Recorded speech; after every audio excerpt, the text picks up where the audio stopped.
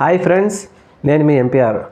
బెజవాడకు మరోసారి ముప్పు పొంచి ఉందా అంటే అవుననే వాతావరణ శాఖ వారు చెప్తా ఉన్నారు. గత 2 రోజులుగా భారీ నుంచి అతి భారీ వర్షాలు కురుస్తూ ఉండడంతో గత 8 రోజుల క్రితం 8 రోజుల నుంచి అక్కడ ఉన్న ప్రజలు బుడమేరు వరద నీరు వచ్చి వారి ఇంటి మీద, విజయవాడ నగర ప్రజల మీద పడటంతో వారు పడుతున్న కష్టాలన్నీ మనం చూస్తూనే ఉన్నాం. అవి మర్చిపోక ముందే విజయవాడను ముంచెత్తడానికి మరొక భారీ వర్షాలు పొంచి ఉన్నాయని వాతావరణ శాఖ చెప్తా ఉన్నారు. భారీ నుంచి అత్యంత భారీ వర్షాలు కురుస్తాయని చెప్తా ఉన్నారు.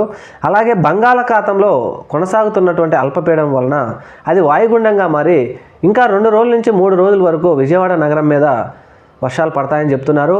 ఈ వర్షం వలన వరద నీరంతా బుడమేరు నుంచి కృష్ణానదిలోకి, వరద కనుక ఎక్కువైతే వెలగలేరు రెగ్యులేటర్ దగ్గర ఉన్నటువంటి లాకులు కూడా అయితే ప్రమాదం ఉందని, అయితే ముందుగానే సమాచారం ఇస్తామని ప్రభుత్వం చెప్తున్నప్పటికీ ఏ టైంలో ఎత్తేసి మన మీదకి నీరు వదులుతారా, ఇప్పటికీ పూర్తిగా నీరు తగ్గకపోయినప్పటికీ ఆ నీరంతా ఇంకా వీధుల్లో వాళ్ళ ఇళ్లలో తిరుగుతూనే ఉంది. 1 ఫీట్ నుంచి 2 ఫీట్ల వరకు మళ్ళీ రోజు రోజుకు పెరుగుతూనే ఉంది.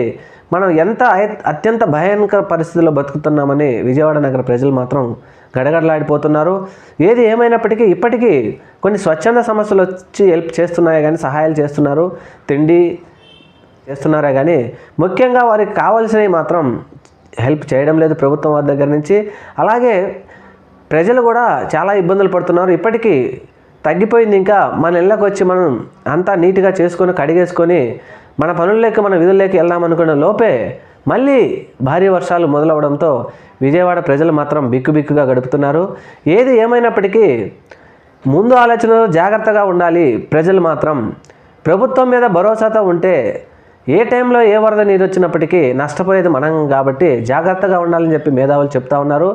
ప్రభుత్వం వారు కూడా ఇప్పటికీ బుడమేరుకు పడినటువంటి గన్లన్నీ కొన్ని బూట్ చేశారు.